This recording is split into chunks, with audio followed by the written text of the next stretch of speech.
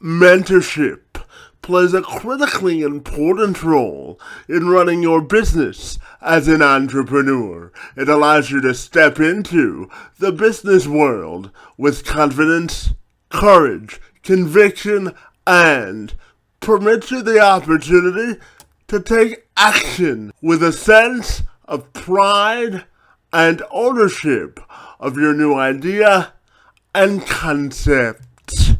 Tom Mays is a serial entrepreneur, coach, consultant, and mentor for personal growth, leadership, and development. As well as marketing, he's also building Squadra Holdings, a performance-based hedge fund focused on technology with a diversified portfolio. Mays draws on his personal experience in business and his personal life to provide an uncommon blueprint to sustainable success in entrepreneurship. He's also a Canadian native who is proud of his Western Canadian roots. Mays joined me this week to talk about business mentorship, business diversification, and succeeding with a diversified mindset and approach to business. I'm Kevin McShann. Let's have this conversation.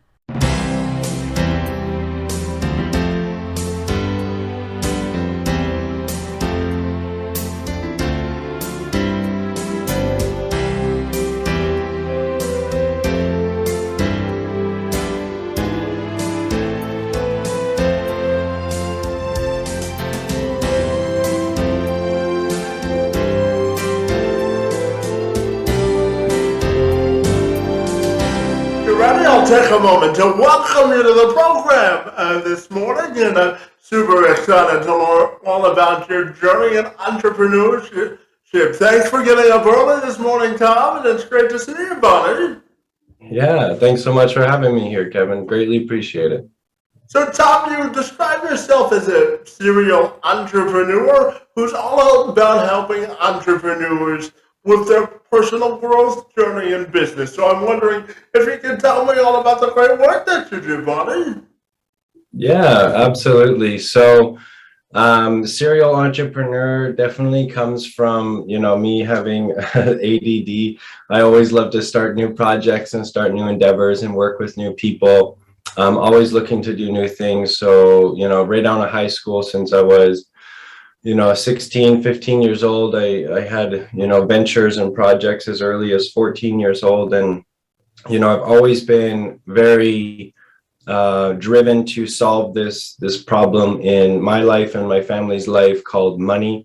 So through that, I looked at the vehicle of solving that problem as being, business and also generating freedom for myself and my family. So as you develop as an entrepreneur, there's many different successes and many different failures. So, as a serial entrepreneur, I use that term to, allow others to understand that, it's never just been one business. It's been multiple, and, carving out opportunity within the marketplace and then pushing towards those goals and building those businesses. So, yeah, right now I'm focused on 4 businesses mainly, but I just love business in general. Yeah, absolutely. So let's dive in. You can tell me all that you want to tell me about the business ventures that you are currently involved in. I'm curious to know about it. Yeah, absolutely. So right now I've got 4 main focuses. The first one is a commodity and currency traded fund. I co-founded Squadra Capital. Currently going through a bit of a rebranding process right now, but in the process of raising money for the fund, I networked with a lot of family offices, venture capital firms, private equity, high net worth, ultra high net worth individuals. And, they say, hey, Tom, I really like what you're doing with the fund, but right now we're looking for real estate or we're looking for technology, et cetera, et cetera. And at the same point, I would have contacts come to me and say, hey, Tom, you're running a hedge fund. Are you looking for investment into technology or real estate? And I'd say no. We're a commodity and currency traded fund, but I should make an introduction to a family office who's looking for exactly what you have. So with that being said, I started another company called Alteza Capital with my business partner, and with another business partner who does a lot of deal making and deal structuring. And we launched a consulting company where we make a lot of introductions and bring connections together and come on as advisors for different projects or companies to help them raise money and progress from where they are to the next level. And then the third company is NXT Digital, and we collaborate with artists. We assist them with getting into the NFT space. We allow artists to do what they're best at, which is, focusing on their artwork while we deal with all of the headaches of the technology, deal with the Discord groups, the marketing and the advertising. Which is exciting. And we have many different business verticals within that. We're opening up a virtual art gallery as well, which is going to be fantastic. So that's in the technology space. And then the fourth company, I brought together around 11 coaches, from spiritual and relationship coaches to artificial intelligence and startup coaches. And myself, I do coaching on teaching people how to do fundraising or young entrepreneurial business coaching.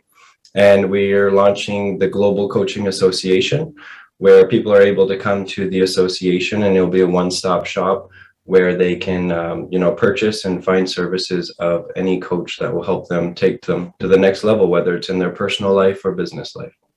Fabulous. And Tom, based on your business and personal experience, I'm fascinated to ask you about your definition of business diversification and successfully diversifying your business. What do you think that looks like? Absolutely. So business diversification, are you talking within one company or business diversification outside of the company? Just in terms of entrepreneurs and building companies, how do you think is the best way to diversify a new venture and really make yourself stand out? Absolutely. So I believe that multiple business verticals within a business are extremely important.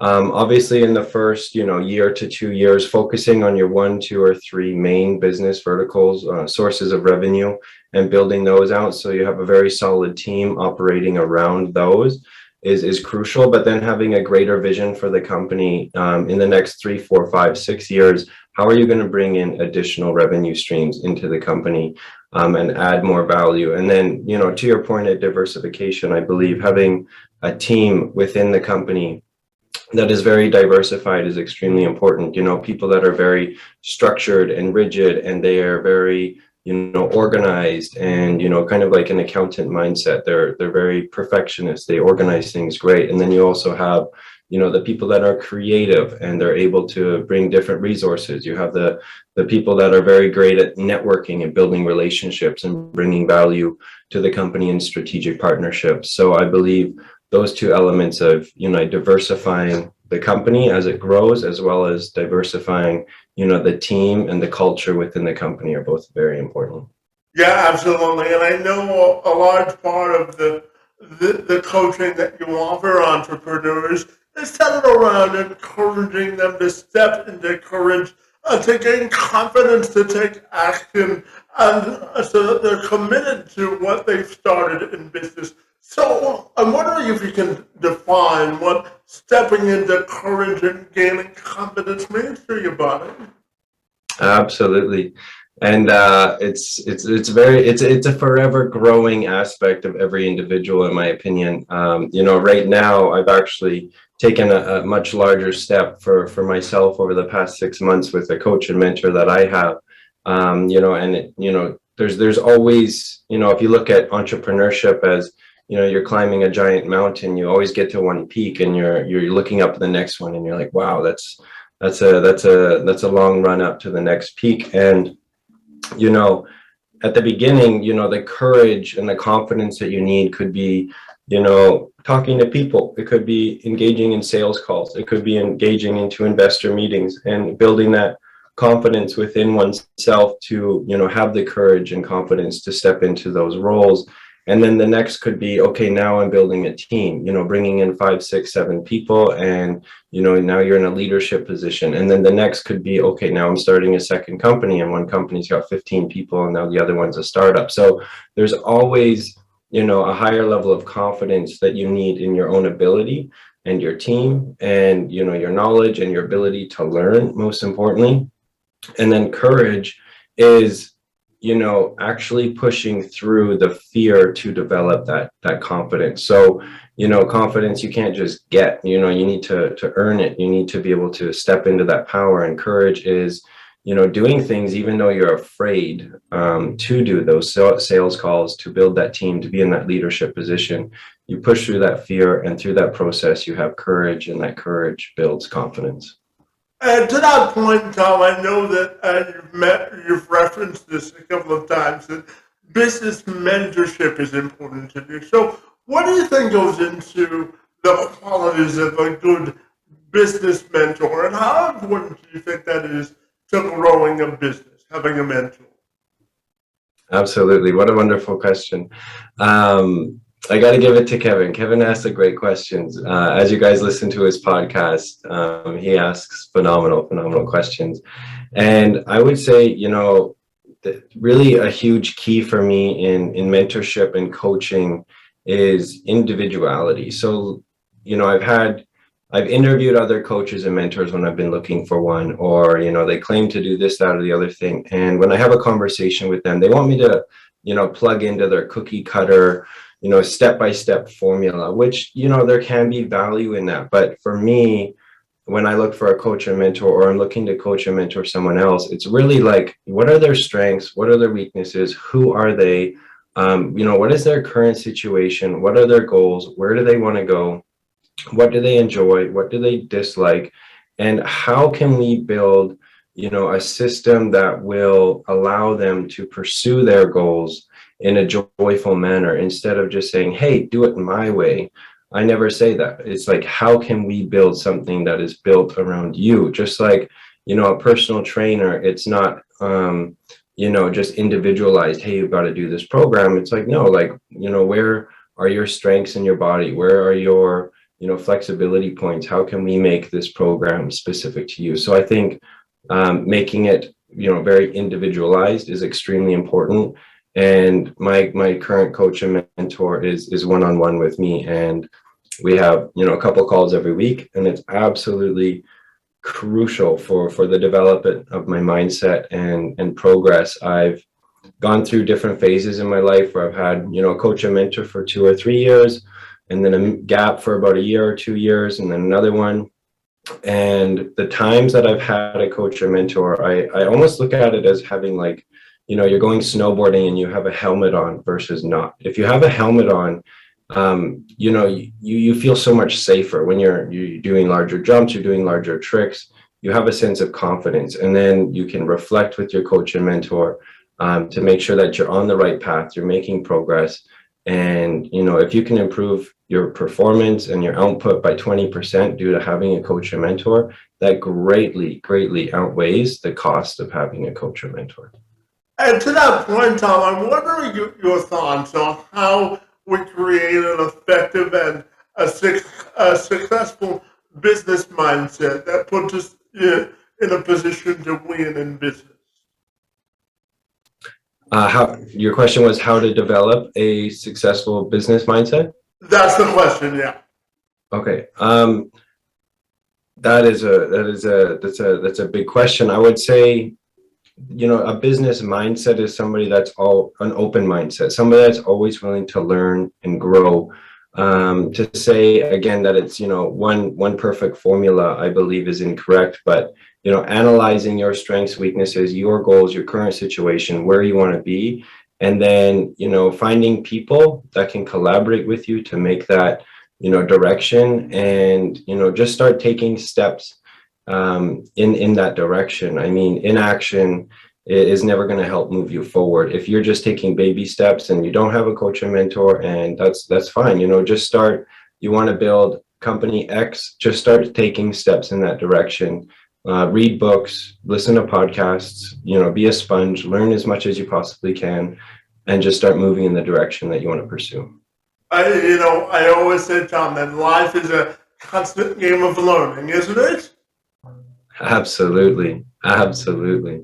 Learning and connecting is important. So, Tom, tell me the importance you place on business networking and how important networking is to success in business.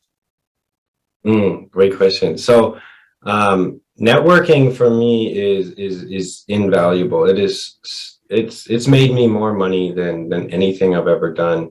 It's given me more knowledge than anything I've ever done. If I can network with somebody that has learned something, that I have not, it just exponentially improves my learning capacity and exponentially improves this, increases the speed at which I can move. So, and that's just simply from a knowledge standpoint, let alone bringing in strategic partners or potential employees or, joint venture opportunities. In my opinion, networking can, bring you incredible knowledge, business contacts, joy and happiness. If you're building new relationships with people, you're going to get a lot of significance and fulfillment from building strong relationships with people. I believe networking is one of the greatest things that you can do for your personal and business life. Yeah, absolutely. And to the point of networking, Tom, one of my personal passions in my professional life is helping individuals with disabilities find and maintain employment, as I've shared with you earlier this morning. And I'm curious to get your thoughts on the notion of an inclusive mindset in business and how we better infuse individuals with disabilities into the workforce. What do you think that looks like? Absolutely. So I believe, that, like performance is the most important. So like, I don't believe, the weaknesses or, areas of improvement or any kind of, drawback from any individual, disability or not is relevant, because there's always a space for people and their strengths in every company. So whether, for me, I'm actually dyslexic, right? So I'm not suited for many positions in a company, not due to, I was actually labeled learning disabled in high school and elementary school. So there's positions that I'm probably not the best fit for in a company, but there's other positions where I'm a really, really great fit. So, analyzing again, excuse me, the strengths and weaknesses, I think there's tons and tons of room for many people with disabilities or many people with different learning styles or learning disabilities like myself. It's just a matter of having an open conversation, being creative, finding the strength zones of what they're good at, and then plugging them into those positions. And Tom, I know that you were born and raised on the western side of Canada out there in BC, buddy, and I'm always excited to interview another Canadian. So tell me, what makes you so proud to be Canadian? And what's the best part about living on the west coast of the country, buddy? I love it. I love it. So, man, I'm just so blessed to be in Canada with, unlimited clean water, with clean air, just rules and regulations and, a stable economy. I am just forever grateful to be blessed and privileged to be born in Canada, but also, I think, all across Canada or North America is just absolutely a blessing. As far as West Side Vancouver, I gotta say I'm happy I'm on this side, because I think I'd die if I was stuck in the cold weather on the east side. I do not do well when it comes to cold weather. And yeah, I think there's a lot of opportunity in Canada and in Vancouver. I love the different seasons. I love snowboarding. I love surfing. Not that I do a lot of that here, but the ocean's amazing, the lake's amazing, and yeah, it's a great multiculturalism city, and very blessed to be here. I love Canada. I love Vancouver.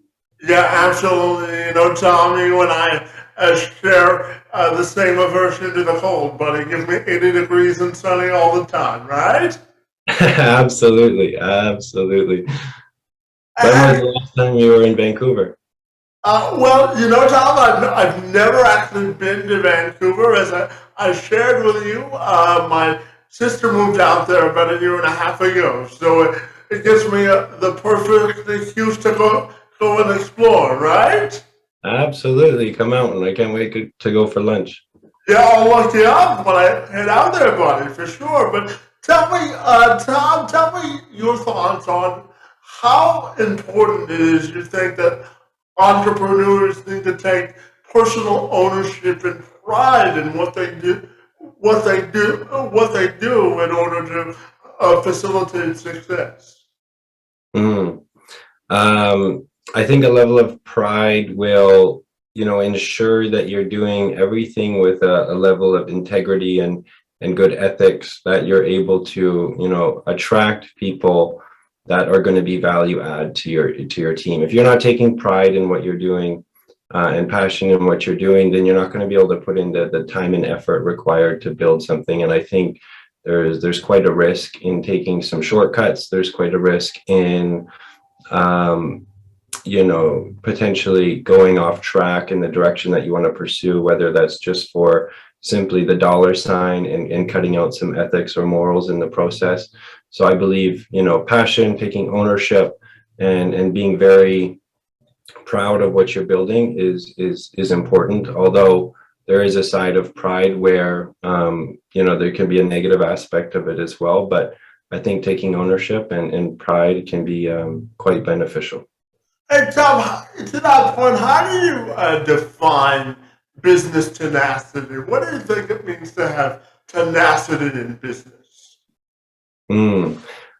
To push through the roadblocks that you need to progress to your goals. So, in entrepreneurship, I would say in life in general, I think it's maybe just amplified in the business and entrepreneurial world is, you come against different people or different situations or different results that are not advantageous to the direction that you're pursuing. So having the tenacity and the passion and the energy to really push through what you need to push through so that you can continue to progress towards your goals.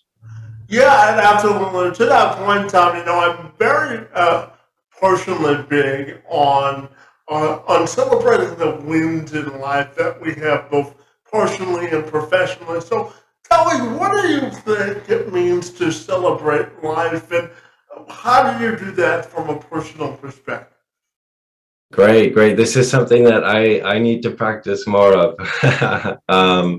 That's one thing I think as a driven individual and an entrepreneur, or pursuing business, you're then generally pretty driven individual. And you're constantly looking at the next milestone, the next peak, the next goal that you can reach, the next target that you can reach. But it's so important to, pause and look back. And if you're constantly in the mindset of lack thereof, like you need to progress more, you need to do more, then when you ever going to really achieve happiness, right? You could be worth $1 billion and now you're looking at making 1.5 billion.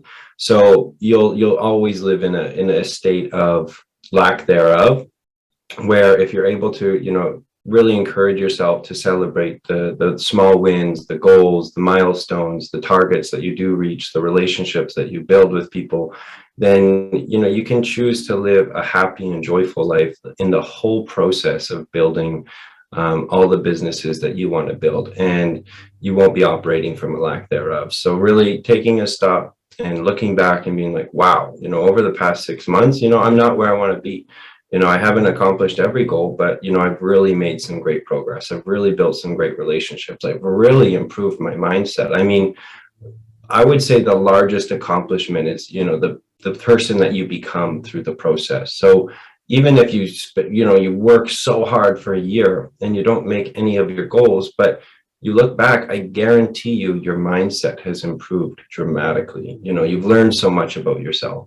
And that is incredibly valuable. So be very proud of yourself for that. So celebrating the small wins is so important. Yeah, absolutely. And Tom, I'm wondering your perspective on the whole notion of creating unity in business. And what I mean by that is, I often say that talent is an equally distributable commodity, but access to opportunity often isn't. So, how do you think we eliminate those barriers to access to opportunity in business?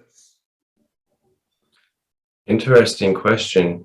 Opportunity in business, I would say, is very,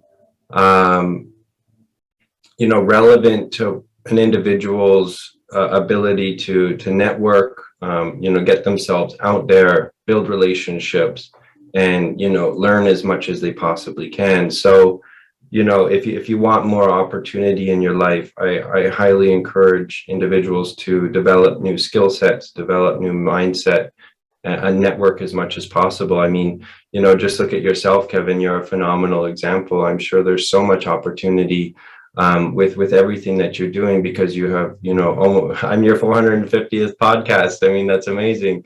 You're doing such a great job, and I'm sure, due to networking so much and developing such a great skill set and mindset, that there's a lot of opportunity. So I would say, continue to develop yourself, build yourself as much as possible, explore as much as possible, and don't be afraid to take opportunity when it comes. Yeah, absolutely. And, Tom, my final question for you this morning has to do with your own personal and professional legacy. When you look at your life, both personally and professionally, how do you want that to be defined?